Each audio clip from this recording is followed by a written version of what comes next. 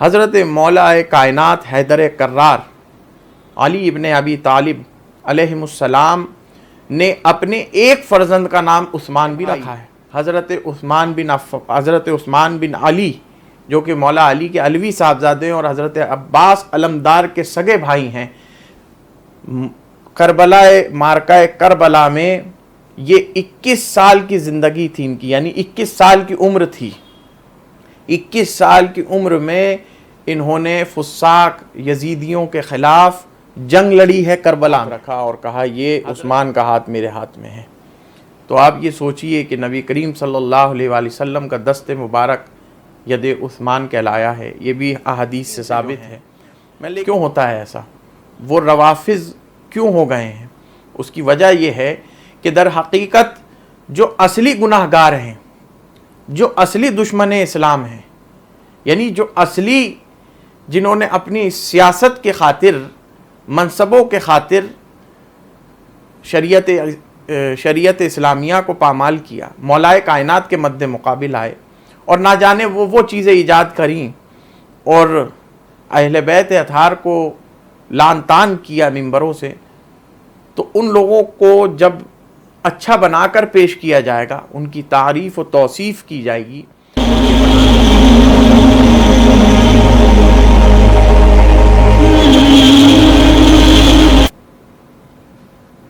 نحمدہ ونصلی ونسلم علی رسولہ الکریم وبعد۔ السلام علیکم ورحمۃ اللہ وبرکاتہ۔ سامعین و ناظرین حضرات، چند دنوں سے واٹس ایپ اور یوٹیوب کے ذریعے یہ ویڈیوز دیکھنے میں آئیں کہ خلیفہ راشد امیر المومنین ذو النورین حضرت عثمان بن عفان رضی اللہ تعالی عنہ کی شان میں بے حد گستاخیاں کی گئیں، ہلکے جملے استعمال کیے گئے، یہ کہا گیا کہ وہ جنگ احد سے فرار ہو گئے تھے، خوفزدہ ہو گئے تھے، خائف ہو گئے تھے دشمنان سے، العیاذ باللہ۔ دیکھیے، یہ ضرور ہے کہ سورہ آل عمران میں 155ویں آیت ہے جس کے اندر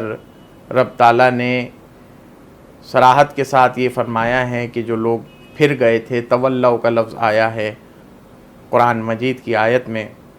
اور تولوا کے معنی پھرنے کے کیے جائیں گے۔ ولا یولی سے تولا یتولا تولون، یعنی پھرنا، ہٹ جانا اپنی جگہ سے۔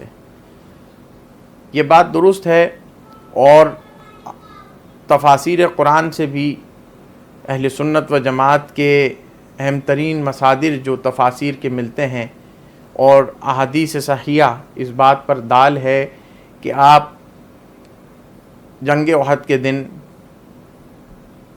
جنگ کے وقت ہٹ گئے تھے، پھر گئے تھے۔ لیکن میں یہاں یہ کہنا چاہتا ہوں، کیا اہل سنت و جماعت کا یہ عقیدہ ہے صحابہ اکرام کے ساتھ کہ وہ معصوم تھے؟ کیا کسی ایک بھی اہل سنت و جماعت کے امام کا آپ مجھے قول دکھا دیں کہ جہاں یہ کہا گیا ہو کہ صحابی ہیں تو وہ معصوم ہیں؟ صحابی کو تو معصوم کی کیٹیگری میں نہیں رکھا اہل سنت و جماعت نے، سلف سے خلف تک کسی نے بھی یہ قول نہیں کیا ہے کہ آپ معصوم ہیں، صحابہ معصوم ہیں، صحابہ کی جماعت سے کوئی خطا نہیں ہو سکتی، کوئی فسق یا گناہ سرزد نہیں ہو سکتا۔ اور اگر یہ بات اہل سنت و جماعت کے متفقہ عقیدے سے ہے تو صحابی سے کیسا بھی فعل سرزد ہو سکتا ہے، وہ خطا پر مبنی ہوگا، زلت پر مبنی ہوگا، لیکن اس کی وجہ سے ان کے ساتھ طعن و تشنا یا ان کے خلاف ہلکے جملے استعمال کرنا یا گستاخیاں کرنا، اس حال میں کہ وہ سابقون الاولون سے ہوں، مہاجرین سے ہوں، ہجرت کرنے والوں میں سے ہوں، اور جنہوں نے اپنا سب کچھ راہ خدا میں لٹا دیا ہو اور دین اسلام کی نصرت و مدافعت میں اپنی پوری زندگی بسر کی ہو، اللہ اور اس کے رسول کے پیغام کی فرما برداری کی ہو، اور جن کے ماتحت حضور نبی کریم صلی اللہ علیہ وآلہ وسلم کی 2 صاحبزادیاں ہوں، جن کے نکاح میں آئی ہوں اور ذو النورین کہلائے ہوں، اور جن کے لیے حضور نبی کریم صلی اللہ علیہ وسلم نے بیعت رضوان کے یوم پر یہ کہا ہو کہ وَهَذِهِ يَدُ عثمانہ، یہ میرا ہاتھ جو ہے عثمان کا ہاتھ ہے، اور اس کو یوں رکھا، اس ہاتھ کو حضرت عثمان بن عفان کا ہاتھ کہا، اور اپنا اس ہاتھ کو اس ہاتھ کے اوپر یوں ہاتھ رکھا اور کہا یہ عثمان کا ہاتھ میرے ہاتھ میں ہے۔ تو آپ یہ سوچئے کہ نبی کریم صلی اللہ علیہ وآلہ وسلم کا دست مبارک ید عثمان کہلایا ہے، یہ بھی احادیث سے ثابت ہے۔ میں لیکن ان لوگوں سے پوچھنا چاہتا ہوں کہ جو گستاخیاں کرتے ہیں، پوری آیت کریمہ موجود ہے سورہ آل عمران میں، جہاں اللہ تبارک و تعالیٰ نے ان صحابہ اکرام کو زجر و توبیخ کی ہے، ڈانٹا ہے کہ جو لوگ پھر گئے تھے وقت جہاد، وقت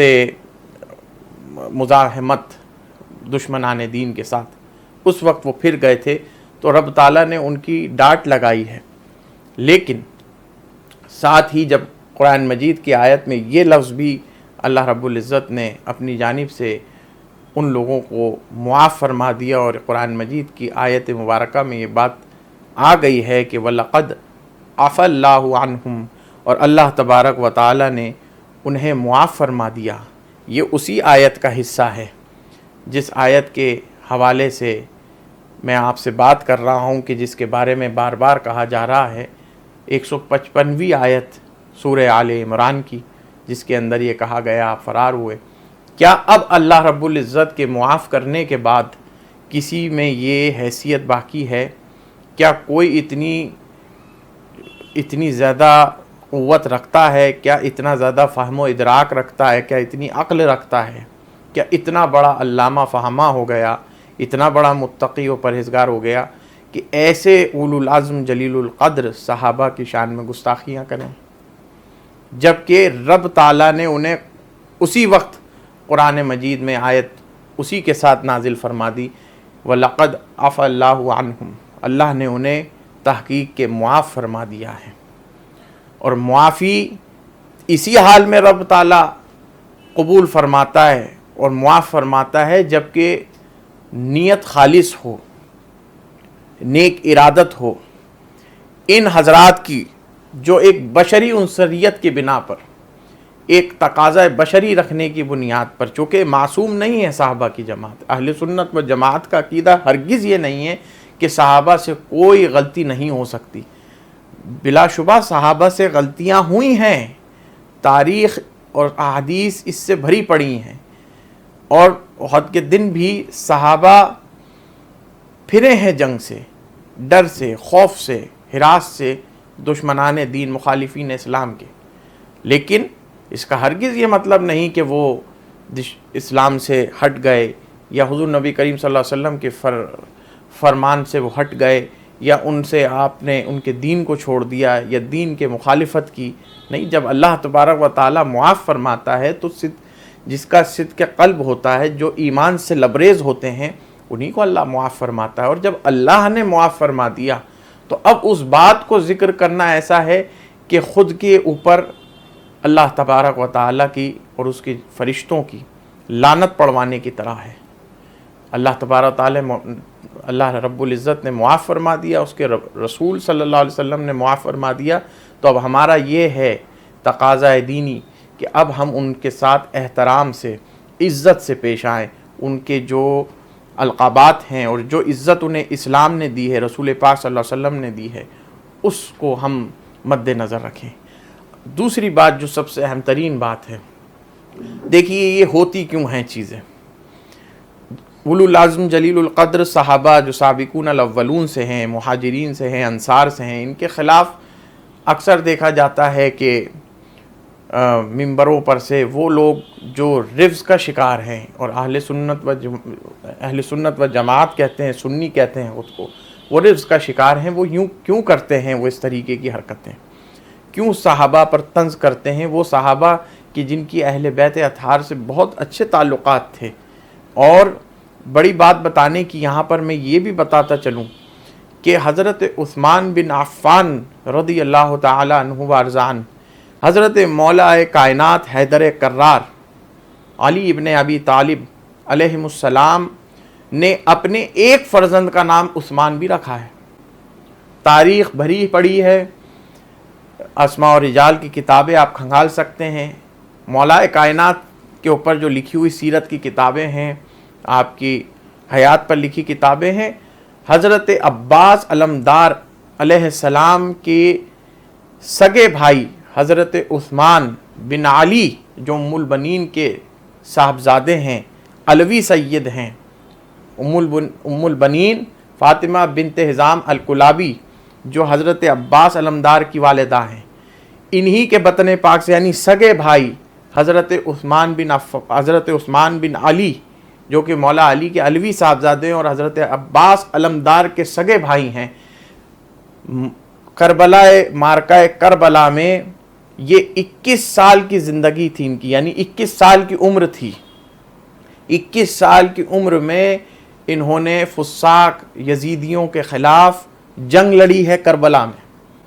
حضرت عثمان ان کا نام تھا، مولا علی کے فرزند تھے، اور انہوں نے کربلا میں